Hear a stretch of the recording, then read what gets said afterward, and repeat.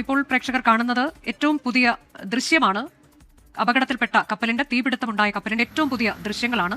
തീ ഇപ്പോഴും നിയന്ത്രണ വിധേയമായിട്ടില്ല. ഏറ്റവും പുതിയ ദൃശ്യങ്ങളാണ് എന്ന് തന്നെയാണ് ഞാൻ മനസ്സിലാക്കുന്നത്. തീ നിയന്ത്രണ വിധേയമാക്കാൻ കഴിഞ്ഞിട്ടില്ല. അതിനുള്ള ശ്രമങ്ങളാണ് നടന്നുകൊണ്ടിരിക്കുന്നത്. കോസ്റ്റ് ഗാർഡിന്റെയും നാവികസേനയുടെയും നേതൃത്വത്തിൽ കപ്പലുകൾ അങ്ങോട്ടേക്ക് എത്തി fire fighting, combined fire fighting ആണ് നടത്തിക്കൊണ്ടിരിക്കുന്നത്. തീ നിയന്ത്രണ വിധേയമായിട്ടില്ല.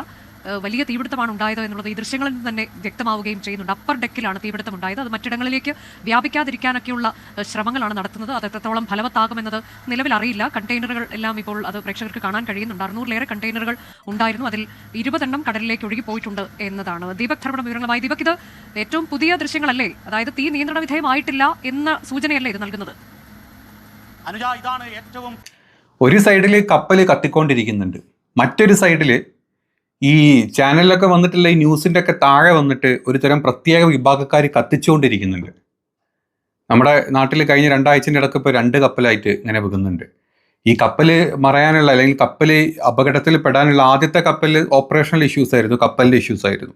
ഈ കപ്പലിൻ്റെ അകത്തുനിന്ന് എവിടുന്നോ ഒന്ന് എന്താ പറയുക ഒരു പൊട്ടിത്തെറി ഉണ്ടായിട്ടാണ് ഈ കപ്പലും ഇഷ്യൂ ഒക്കെ ഉണ്ടായത്. അല്ലാണ്ട് ഇതിൽ പുറത്തുനിന്ന് ബാഹ്യമായിട്ടുള്ള ഒരു ശക്തികളും അതല്ലെങ്കിൽ കടലിന് മുളച്ച് വന്ന ഒരു സാധനങ്ങളും അല്ല കപ്പലിനെ മുക്കിയത് എന്നുള്ളത് അതായത് അരിയാഹാരം കഴിക്കുന്ന ഏത് മനുഷ്യന്മാർക്കും മനസ്സിലാവും. പക്ഷെ ഇത് മനസ്സിലാവാണ്ട് ഇവിടെ വന്ന് കത്തിക്കുന്ന കുറച്ച് ആൾക്കാരുണ്ട്. അവരുടെ ഒന്നുകൊണ്ട് കമൻറ്റുകൾ ഞാൻ വായിച്ചുതരാം, കേക്ക്. അൽ പോർക്കിസ്ഥാൻ തീരത്ത് മറയാനും കത്താനും മാത്രമായി കപ്പലുകൾ. എവിടെയോ എന്തോ സ്പെല്ലിംഗ് മിസ്റ്റേക്ക് ഉണ്ട്. ഈ കുറേ പേര് കുറേ കാര്യങ്ങൾ ചോദിക്കുന്നുണ്ട്. അതായത് എന്തുകൊണ്ടാണ് ഈ ഏരിയയിൽ ഇങ്ങനെ തന്നെ എപ്പോഴും ഇടയ്ക്കിടയ്ക്ക് 1-2 സംഭവങ്ങൾ ഉണ്ടായത്? ഇത് ഈ വിഴിഞ്ഞം തുറമുഖത്തിന് എതിരെ പ്രശ്നങ്ങൾ ഉണ്ടാക്കാൻ ചൈന വരെ ചെയ്യുന്ന കാര്യങ്ങളാണോ? അല്ലെങ്കിൽ അങ്ങനത്തെ കുറേ ചോദ്യങ്ങൾ പലരും ചോദിക്കുന്നുണ്ട്. ഓക്കെ, ന്യായമായ ചോദ്യങ്ങൾ അവർ ചോദിക്കട്ടെ. പക്ഷേ കപ്പൽ തകരാനുള്ള അല്ലെങ്കിൽ ഉണ്ടാവാൻ സാങ്കേതിക തകരാറുകൾ എന്തൊക്കെയെന്ന് കണ്ടറിഞ്ഞിട്ട് പോരെ നമ്മൾ അതിലോട്ട് ചാടേണ്ടത്. പക്ഷെ അതിൻ്റെ ഇടയ്ക്ക് ഈ വർഗീയത, ഈ അൽ പാകിസ്ഥാനും മറ്റേ കേരള തീരത്ത്, പ്രത്യേകിച്ച് കോഴിക്കോടിൻ്റെ അടുത്ത് നിന്നാണ് ഇപ്രാവശ്യം, മറ്റേത് കൊച്ചിൻ്റെ അടുത്ത് നിന്നൊക്കെ ആവുന്ന സമയത്ത് ഈ കേരളത്തിലൊരു മിനി പാകിസ്ഥാനെ ചിത്രീകരിക്കാനും കേരളത്തിലുള്ള മുസ്ലിങ്ങൾ മൊത്തം ഈ പറഞ്ഞ ഭീകരവാദികളാക്കാനും ഭയങ്കരമായിട്ട് തുനിഞ്ഞിറങ്ങിയിട്ടുള്ള കുറേ സംഘവാണ ടീമുകളുണ്ട്. അപ്പോൾ ഈ സംഘപരിവാണങ്ങളിൽ പെട്ടുള്ള ചില വാണങ്ങളാണ് ഇമ്മാതിരി കമൻറ്റുകൾ ഇങ്ങനത്തെ വീഡിയോൻ്റെ താഴത്ത് കൊണ്ടിടുന്നത്. കണ്ടു കഴിഞ്ഞാൽ അവനൊക്കെ സ്പോട്ട് കിട്ടിക്കഴിഞ്ഞാൽ അവനെ അടിച്ചങ്ങോട്ട് തീർത്തേക്ക വേണ്ടത്. അമ്മാതിരി കമൻറ്റുകളാണ് ഇതിൻ്റെ താഴത്ത് വന്ന് ചില ചെറ്റുകൾ ഇട്ടുകൊണ്ടിരിക്കുന്നത്. മറ്റൊരു ആളിട്ടതാട്ടോ, this is mysterious, second major shipping disaster near Kochi, something fishy. ഇത് കൊച്ചി, അതായത് കേരള തീരത്ത് വരുന്നതുകൊണ്ട് അമ്മമാർക്കൊക്കെ ചൊറിച്ചില്. പിന്നെ വേറെ ഒരു ഡയാന ബാബു ഇട്ടതാണ്, കേരളത്തിൽ ബോംബുകൾ സൂക്ഷിച്ചിരുന്നു. Did the ship leave Kerala port. അതായത് സംഭവം എന്താണെന്നും അറിയില്ല, ഇവിടെ നിന്ന് എങ്ങനെ ഉണ്ടായി എന്നൊന്നും ഈ വാണങ്ങൾക്ക് അറിയില്ല. ഷിപ്പ് എനിക്ക് തോന്നുന്നു കേരളത്തിൽ ഏതോ പോർട്ടലാണ്, അവിടെ നിന്ന് ബോംബ് ഇട്ടു എന്നുള്ള രീതിയിലാണ് ഈ വാണങ്ങൾ ഇമാതിരി കമൻറ്റുകൾ ഇടുന്നത്. എന്താണോ ഇവിടെ നിന്ന് എങ്ങനെ ഉണ്ടായി എന്നുള്ളത് ഒരു ഐഡിയ ഇല്ല. ശ്രീലങ്കൻ്റെ കൊളംബോ എന്ന് വന്നിട്ടുള്ള ഒരു ഷിപ്പാണ്, അതായത് ഒരു സിംഗപ്പൂരിയൻ കമ്പനി ഷിപ്പാണ്. ഈ കൊളംബോന്ന് ഇതിങ്ങനെ കറങ്ങി റൗണ്ട് അടിച്ചിട്ട് മുംബൈയിലോട്ടാണ് പോകുന്നത്. ഇതിന് കേരളമായിട്ട് ഒരു ടച്ചും കേരളത്തിൽ എവിടെ ടച്ച് ചെയ്യാതെ വന്നിട്ടില്ല. പിന്നെ കേരളത്തിന് 140 കിലോമീറ്ററോളം അകലെ, അതായത് 75 നോട്ടിക്കൽ മൈൽ അപ്പുറത്തു നിന്നാണ് ഈ സംഭവം നടക്കുന്നത്. 2 കപ്പലുകളും ഇഷ്യൂ ഉണ്ടായത് ഓപ്പറേഷണലി അല്ലെങ്കിൽ അതിൻ്റെ അകത്തു നിന്നുള്ള ഇഷ്യൂസാണ്. നമ്മുടെ ബാഹ്യമായിട്ടുള്ള ഒരു ശക്തികളല്ല ഇതിൽ ഇടപെട്ടത് എന്നുള്ള എല്ലാവർക്കും അറിയാം. എങ്കിലും ഇതുപോലെ വന്നിട്ട് മറ്റൊരു ഇത് കേട്ടോ, ഹോളി മോളി എന്ന് പറഞ്ഞ ഒരാൾ, അത് ഇംഗ്ലീഷിലായിട്ടത് ഞാൻ അതിന് മലയാളത്തിലോട്ട് മാറ്റിയിട്ടുണ്ട്. അതായത് ഈ തുറമുഖം തന്നെ വിഴിഞ്ഞാട്ടോ ഡീകമ്മീഷൻ ചെയ്യുന്നതിനായി അന്താരാഷ്ട്ര രാജ്യങ്ങൾ ശക്തമായ നാടകം കളിക്കുന്നുണ്ട്. കേരളത്തിൽ നിന്നുള്ള പ്രാദേശിക അർബൻ നക്സലുകളും കൂടെ കൂടുതൽ മലിനീകരണം ആരോപിച്ച് ഈ തുറമുഖത്തിന് എതിരെ പ്രതിഷേധിക്കുന്നത് നിങ്ങൾ ഉടനെ കാണും.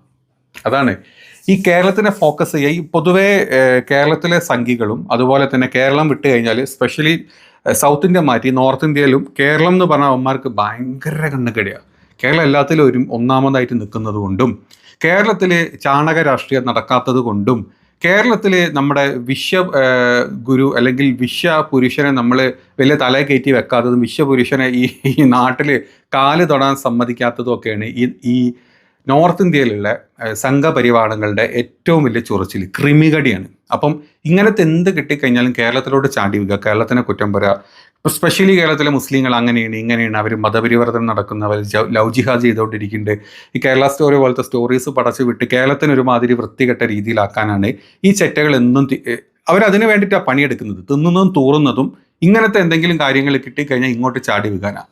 ഞാൻ ഈ വായിച്ച കൂടുതൽ കമൻറ്റുകളും നോർത്ത് ഇന്ത്യൻ ഇതിന്ന് വന്ന കമൻറ്റുകളാണ്. മലയാളികൾ ഇടുന്നുണ്ട് ഇഷ്ടം പോലെ, മലയാളികൾ ഇഷ്ടം പോലെ ബാക്ക് ടു ബാക്ക് ആയിട്ട് ഇങ്ങനെ ഇട്ടുകൊണ്ടേ ഇരിക്കുന്നുണ്ട്. പക്ഷെ അതിനേക്കാൾ കൂടുതൽ കമൻറ്റുകൾ വന്ന് നോർത്ത് ഇന്ത്യൻ സൈഡിൽ നിന്നുള്ള കമൻറ്റുകളാണ്. വേറൊരു മങ്കിയിട്ട കമൻറ്റാണ്, എങ്ങനെയാണ് ചരക്ക് കപ്പലിനുള്ളിൽ സ്ഫോടനം ഉണ്ടായത്, ഗൂഢാലോചനയാണോ? അതൊക്കെ കണ്ടുപിടിക്കണം, നമുക്കിത് കണ്ടുപിടിക്കണം. അല്ലാണ്ട് നേരിട്ട് കേരളത്തിൻ്റെ തലയിലോട്ട് ചാടുകയല്ല വേണ്ടത്. കേരളത്തിൽ ആരെങ്കിലും എന്തെങ്കിലും ചെയ്തെന്നുള്ളോ അല്ലെങ്കിൽ ഇമ്മാതിരി ഊള പരിപാടികളാണ് ഈ ചെറ്റകൾ മെസ്സേജായിട്ടും ഇതിൻ്റെ ഇടയിൽ കൂടെ വർഗീയത, ഇതിൻ്റെ ഇടയിൽ കൂടെ ഇമ്മാതിരി എന്ത് പ്രോകൃത്രങ്ങളൊക്കെ നായിൻ്റെ മക്കൾ ചെയ്തു, നിങ്ങളൊന്ന് ആലോചിച്ച് നോക്കി. അതിൻ്റെ ഇടയ്ക്ക് വേറെ ഒരുത്തൻ ഹാരിസ് എന്ന് പറഞ്ഞിട്ട് കമൻ്റ് കേട്ടോ, കോഴിക്കോടിനും കണ്ണൂരിനും വടക്ക് ഭാഗത്ത് രക്ഷപ്പെട്ട് കുറച്ചുകൂടെ കോഴിക്കോടിനും കണ്ണൂരിൻ്റെ വടക്ക് ഭാഗത്താണ് കപ്പൽ, കുറച്ചുകൂടെ തെക്കോട്ടായിരുന്നെങ്കിൽ മലപ്പുറം ആയനെ. പിന്നെ ശവൻ ടി വിയിൽ മലപ്പുറം ടു പാകിസ്ഥാൻ പോകുന്ന ചർച്ച വന്നിട്ട് സത്യമാണ് മലണ്ടി. ഇത് കോഴിക്കോടിൻ്റെയും കണ്ണൂരിൻ്റെയും അല്ലെങ്കിൽ നിയറസ്റ്റ് ആയിട്ടുള്ള സ്ഥലം ആയതുകൊണ്ട് ബെറ്റർ. മലപ്പുറത്തിൻ്റെ അടുത്താണ്, മലപ്പുറത്തുനിന്ന് ആൾക്കാർ വരിക, മുസ്ലിങ്ങൾ ബോംബിട്ട് മലപ്പുറം കേരള ഒക്കെ അവന്മാർ വീണ്ടും തിരിച്ചേനെ. അതായത് മലം ടി വിയിലെ പോയിരുന്ന് ചില എച്ചിലുകളും മറ്റു കുറേ സംഘീയ പരിവാണങ്ങളും കൂടെ ഇരുന്നിട്ട് മറ്റേ ബിസ്ക്കറ്റും ചായയും കുടിച്ച് അന്തിച്ചർച്ച നടത്തിയതിനിപ്പം മലപ്പുറം എന്തും പറഞ്ഞിട്ട് പറയാൻ പറ്റില്ലല്ലോ. ചിലപ്പോൾ ഇനി അങ്ങനത്തെ അന്തിച്ചർച്ചകൾ മലം ടി വിയിലൊക്കെ വരാനുള്ള ചാൻസ് വളരെ കൂടുതലാണ്. അതിന് കത്തിക്കാൻ വേണ്ടിയിട്ട് ഓരോ പേരും പറഞ്ഞ് മദ്രസ പൊട്ടന്മാരാണ്, മറ്റേതാണ്, മറച്ചാന്നും പറഞ്ഞിട്ട് മറ്റു കുറേ വളിവാണങ്ങൾ അവിടെ പോയിരുന്നിട്ട് ഇത് ചെയ്യും. അതിനുള്ള ചാൻസസ് ഒക്കെ ഉണ്ട്, അത് നമ്മൾ തള്ളിക്കളയുന്നില്ല. അപ്പോൾ നമ്മൾ പറഞ്ഞത് നിങ്ങളൊന്ന് ആലോചിച്ച് നോക്കും, ഇങ്ങനെ ഒരു അപകടം വന്ന സമയത്ത് പോലും അതിലോട്ട് ഈ വർഗീയതയും അതിലോട്ട് ഈ നമ്മുടെ നാടിനെ ഇത്ര മോശമായിട്ട് സംസാരിക്കാനും മുസ്ലിങ്ങൾക്കെതിരെ സംസാരിക്കാനും അല്ലെങ്കിൽ അൽ കേരള, അൽ പാകിസ്ഥാൻ, അൽ പോർക്കിസ്ഥാൻ എന്നൊക്കെ പറഞ്ഞിട്ട് കമൻ്റ് ഇടാനും ഈ വാണങ്ങൾക്ക് മാത്രമേ പറ്റുള്ളൂ. അതായത് പഠിത്തമില്ലാണ്ട്, അതായത് 5 പൈസൻ്റെ വിദ്യാഭ്യാസം ഇല്ലാണ്ട്, വിദ്യാഭ്യാസം ഉള്ളവർ ഉണ്ട് കേട്ടോ, ഇല്ല എന്നല്ല പറഞ്ഞാൽ വിദ്യാഭ്യാസം ഇതൊക്കെ ഉണ്ട്, എന്നാലും ഈ വകതിരിവും ഈ ബോധവും ഇല്ലാതെ തലയിലെ ഈ ബ്രെയിനിന് പകരം നമ്മുടെ തലച്ചോറിന് പറഞ്ഞാൽ ചാണകച്ചകിരിച്ചോറ് കയറ്റി കഴിഞ്ഞു കഴിഞ്ഞാൽ, അതല്ലെങ്കിൽ വർഗീയത മൂത്ത് മനസ്സിലും എവിടെയും വർഗീയത മൂത്ത് മറ്റവന്മാർ ഇഞ്ചക്ട് ചെയ്ത് കൊടുക്കുന്ന ആ സാധനം മാത്രം ഇതുപോലെ ഒന്ന് തുപ്പാൻ ഇവന്മാർക്ക് പറ്റുന്നുണ്ട്. ഇത്രയും പെട്ടെന്ന് ഇവന്മാരൊക്കെ വല്ല ലോറിക്കടിയിലും പെട്ട് തീർന്നു പോയി കഴിഞ്ഞാൽ ഇങ്ങനത്തെ കുറേ ജീവികളങ്ങ് ഈ ലോകത്ത് നിന്ന് ഇല്ലാണ്ടാവും. അതാണ് ഞാനതാ ചിന്തിക്കുന്നത്. ഇമാതിരി കമൻ്റ് ഇടുന്ന വാണങ്ങൾക്ക് അങ്ങനെ വല്ലതൊക്കെ സംഭവിച്ചങ്ങ് തീരുക, അതോടെ പരിപാടി തീരും.